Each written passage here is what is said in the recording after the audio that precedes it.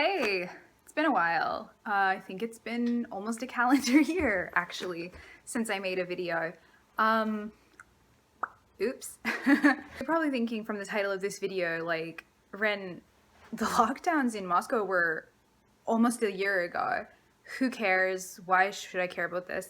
And frankly, like, I'm making this video because I care. I've taken the last year or so, as I think a lot of people have, to really process what happened in 2020, what is happening right now. And I thought a lot about whether or not I wanted to even talk about this at this point. And I decided, you know what, like, it was so strange that it would be a bit weird, I think, in the grand scheme of my life, to myself, if I didn't make some kind of record of what happened, how I felt about it, what it was really like to be a foreigner going through something like that at a time when people were genuinely panicking, when it was very, very unclear how life was going to go in the near future, if I was going to have to leave the country, if I was going to have to stay in the country.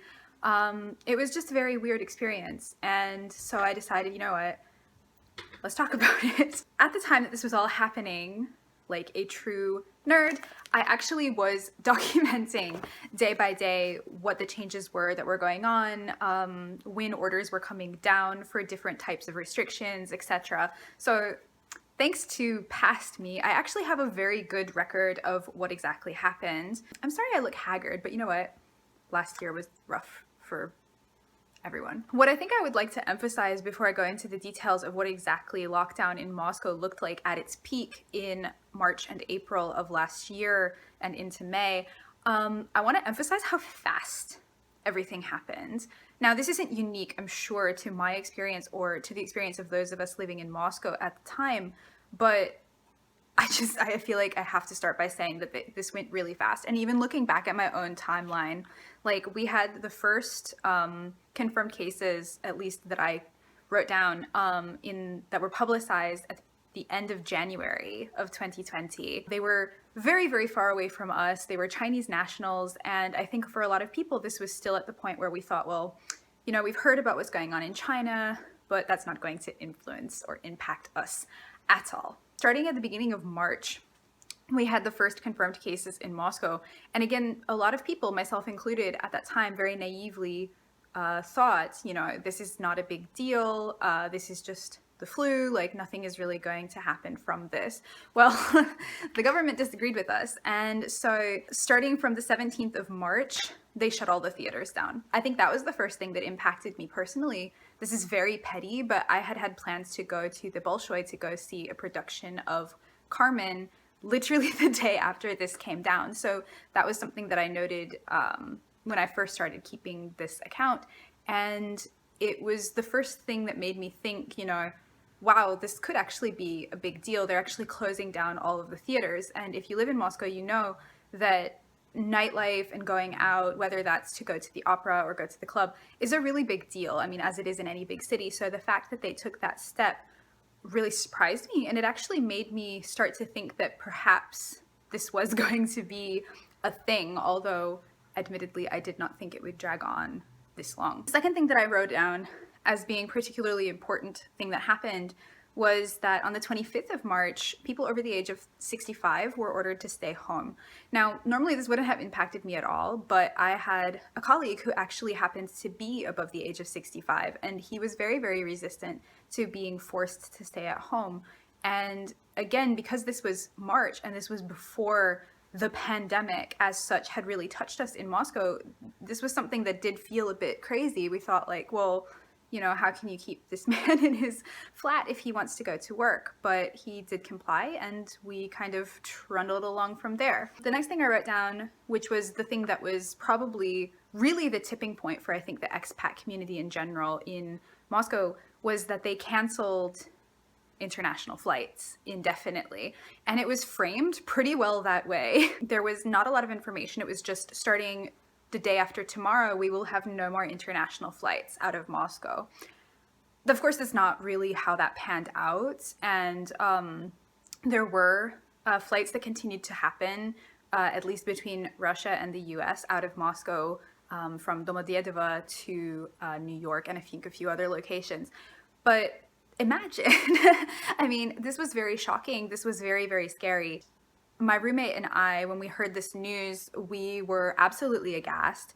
Not necessarily because either of us had imminent plans to leave the country, but it really did underscore how serious this really was being taken, how serious this was, and how seriously we needed to consider what we wanted to do. Our school at the time was doing all right. We had just begun in earnest having online courses and things like that, but you know, I mean, I can't underscore enough how panicked everyone was and how uncertain everyone was about what the future was going to look like at this point. And we were very, very concerned that our school was going to go under, that we would not have enough students, that people would want to, you know, spend time with their families, that people would be getting sick, etc. And we really had to sit down, I mean, not together, but like individually, like all of us, expats working at the school, we really had to sit down, I think, and do a long, hard think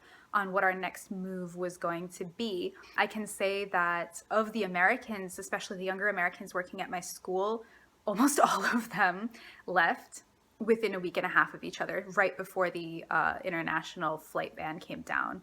And it was very, very sudden, and they left like at the drop of a hat when they could get a flight. This is when you went down to the main office for Aeroflot, there would be ridiculously long lines. People's flights were getting canceled. People were wanting refunds for canceled flight. This was really quite crazy. The most dramatic moment of that for me was 2 days before all of the international flights ostensibly were going to be canceled, when we first heard the news. And there was one more flight that was going to be taking off out of, I think it was Domodedova, that afternoon. This was in the morning. And my roommate just had to make the snap decision to take that flight. And I seriously considered taking it as well. But unfortunately, I wasn't able to do that because I had my cat. And even though there were all of these strange circumstances, they were still very much adhering to their rules about traveling with pets, and I was not going to have time to get approval to take him on that flight, and so I had to stay. My roommate had to turn around and leave so quickly that he had laundry in the washing machine that he was going to have to leave behind. There was no way that the laundry machine was actually going to finish running the cycle before he had to essentially flee to get to the airport on time. He had an hour to pack. I've never seen something like that in my life. Watching someone really tornado their way through an apartment to just throw things in suitcases, like no time to pack, no time to think about, you know, did I leave this, that, or the other thing, no time to go check your place of employment to get anything. This was a moment of having to flee. And, you know, looking back, I'm certainly not going to say like, oh, he overreacted. Nobody knew what was going to happen. I was deeply, deeply concerned that our school would in fact close and that I would get stranded in the city in an apartment that I could not afford on my own, and without a job, living off my savings. I was in constant contact with my family back home, discussing like what we could possibly do. My family was not in a position to really send me any money. So I was thinking, you know, okay, I'm going to have to get, you know, private students. Like, how am I going to be able to pay these bills? I had to get another roommate. And this all happened within the span of less than a week after my roommate left. Yes, I will never, ever forget just him leaving the apartment for the last time and just hearing the washing machine running in the background. It was almost cinematic, really. And it was quite traumatic, really. Again, nothing really was happening. No one was bleeding. There was no one that I knew at this point who had been sick, but it was just this oppressive, overwhelming sense of panic, of the terror of the unknown. And I will take that with me forever. I had one other experience from all of this that I will also take with me forever, that I'll probably talk about in another video, that was even more cinematically dramatic, traumatic, horrific, something I never expected to see in my lifetime, which was being in a crowd of people who were in an active state of panic. Like, this was not flight or fight. This was everyone fighting. After my roommate left at the end of March, this is when there was talk of an actual citywide lockdown, quarantine type situation.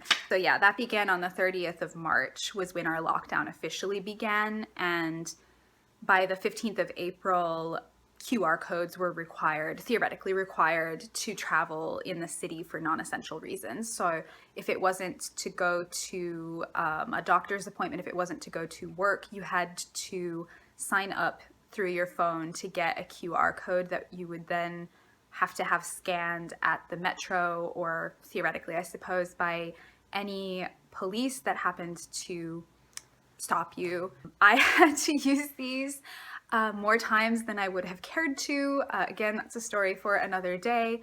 But from my experience, at least at first, it was something that was taken rather seriously. I did, in fact, have my QR code checked, I believe, every single time that I had to use one to go out, but I didn't have any trouble with them. And it was quite strange, I guess is the only word I can think of to describe what it was like to see the streets of Moscow empty in the middle of the day, to see the metro empty in the middle of the day, just me with my new roommate and my cat on the metro with all of the Yandex Yada sort of foods delivery service people. So this has changed dramatically now, going on a year from that time, but that was where it started. My neighbors had the police called on them upwards of 3 times for breaking quarantine. So we had the police come down and escort people off of playgrounds on the grounds of our apartment building. My roommate and I got into some altercations with my neighbors for doing exactly this type of thing. Tempers were so short at this time because tensions were just so incredibly high. I'm not entirely proud of some of the arguments that we got into with my neighbors in retrospect, but this was a time when it was just so uncertain what was going on, what was going to happen, what the repercussions were going to be, both in terms of policy, but also just on our own health if we would have broken quarantine. There were a lot of people that I knew who thought that by following the rules so dedicatedly that perhaps I made the situation worse for myself, that it could have been less restrictive if I would have used some of the wiggle room that the restrictions allowed for. I chose not to. I've always been a rule follower, so I followed the official guidelines pretty well to the letter, as did my new roommate. We decided that it was in our own best interest, as well as in the best interest of those around us, to do so. I can't speak for those who did not. There were certainly a lot of people who took advantage of loopholes in these guidelines. I just didn't do that, so that was not my experience. So finally, to sort of finish off and round off what my experience with all of this was in those first days of the lockdown in Moscow, I would just say that I had to go out, as I said, quite a bit. One of those times was because just, 2020 rules, if it can go wrong, it will go wrong. I had to get a wisdom tooth removed. So I had to go out to a dentist really at the absolute peak of all of this craziness. That would be a good story time, I suppose. I had to go out, I think, I'd have to check, but at least 3 times to the vet to deal with issues with my cat that I, again, could easily go into in another video. And yeah, I mean, I guess in summation, it was a very, very memorable situation. And I laugh, but it was something that, like so many other people, I really did have to to process, and I was incredibly stressed at that time. I mean, I never expected in a million years, as somebody who had really considered themselves sort of this world traveler, citizen of the world kind of person, to be in a situation where I was a foreigner in, in another country during a crisis. Now, did I feel like because of this I was in imminent danger, or I was in a position of being a second class citizen?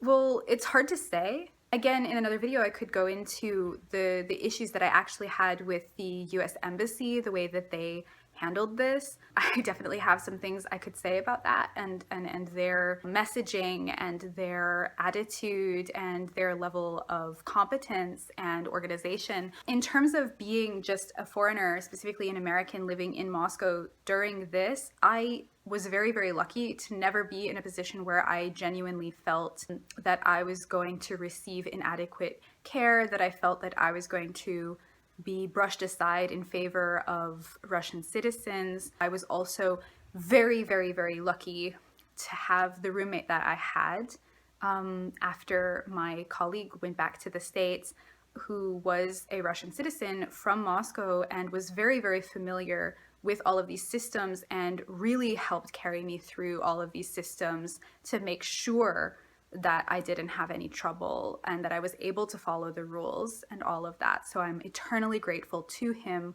for really kind of taking care of me during all of that, and taking care of talking to the landlord to make sure that we could push rent back, that we could get a rent reduction, etc. So to that end, I was in a position of privilege, and I recognized that. So if anybody had a different experience or had a worse experience, that wouldn't surprise me. That just wasn't what happened to me. That was really, I guess, all the thoughts that I had on that subject. Like I said, I could definitely make several videos just in the form of this type of stream of consciousness, I suppose, mostly just for myself. Of course, I think it might be interesting to other people if you were interested in Russia in particular, or just in how other countries handled the initial sort of throes of this pandemic. So thank you for listening to my rambling and for putting up with my haggard visage and delivery. I hope to see you in another video, and hopefully not all of them will be pandemic related. I like to think I have other things to say too. Take care. Bye.